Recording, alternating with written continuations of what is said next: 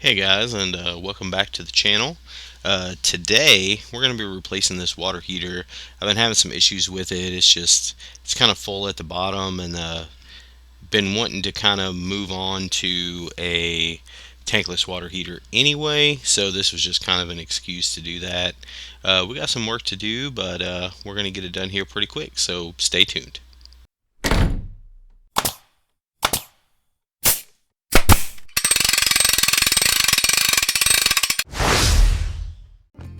Alright, so to get this thing started here, we're going to have to shut this breaker off. It's got a double pole 30 amp breaker there. I'm going to shut the water off here. It's kind of convenient having this water shut off.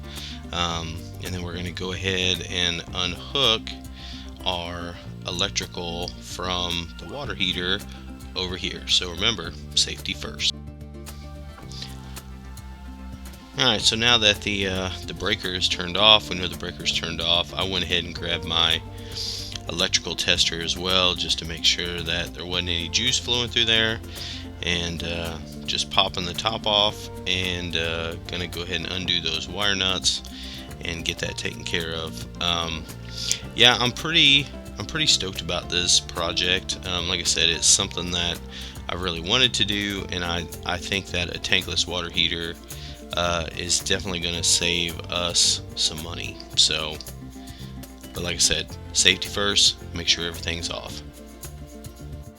Alright, so the next step is going to be to unhook these water lines, and what I'm doing is I'm actually going to cap this cold water line here so I can turn the water back on to the rest of the house.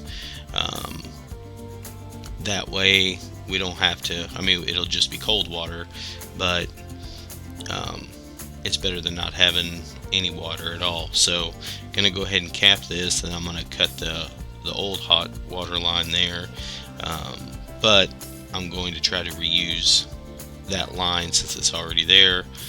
The cold water line, it's going to have to be changed out because it's 3/4 inch PEX, and the new water heater only accepts 1/2 inch PEX. And then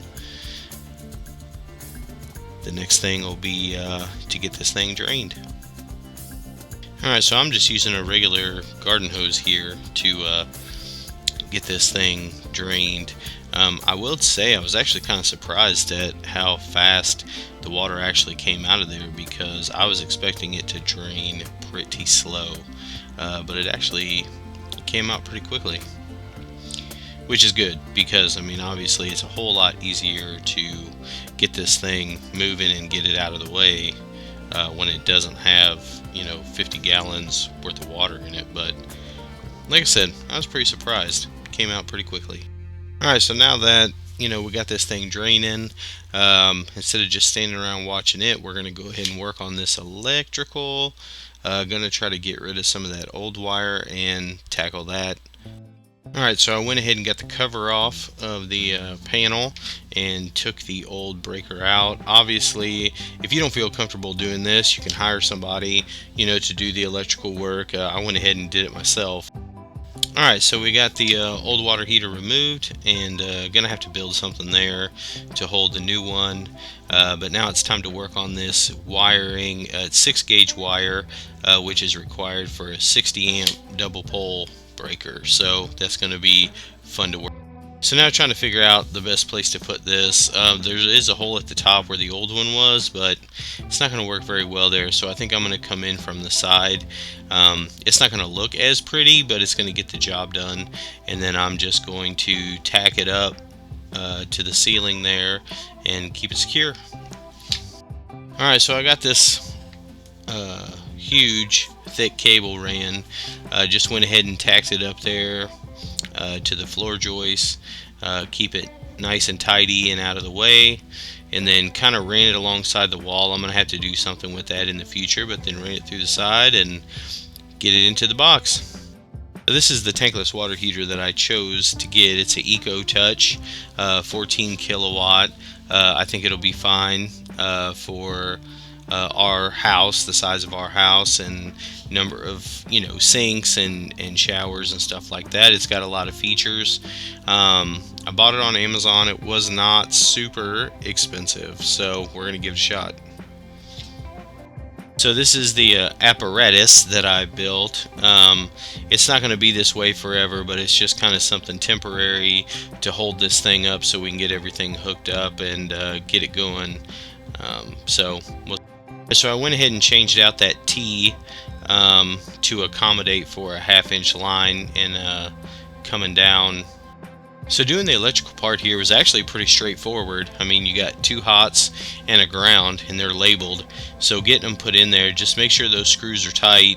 Alright, so we got the electrical hooked up, got the cold water hooked up, got the hot water line hooked up. And I went ahead and put on a shut-off for the cold there since it didn't have one, make it easy. Alright, so got the new breaker in, got the wiring in, everything's hooked up, ready to go. So let's power this thing on and see what happens. So we got the power turned on. It's showing that the water temperature right now is 59 degrees. That's coming into the house, so that's good. Power's all right. So we got some hot water turned on. As you can see, it shows we got 1.5 gallons per minute going through there, and it's heating up. Um, Doing what it's supposed to do. So this install wasn't super bad. It was kind of easy. I'm not a professional plumber or electrician, and I could get it done, so you can too. All right, well, see you on the next one.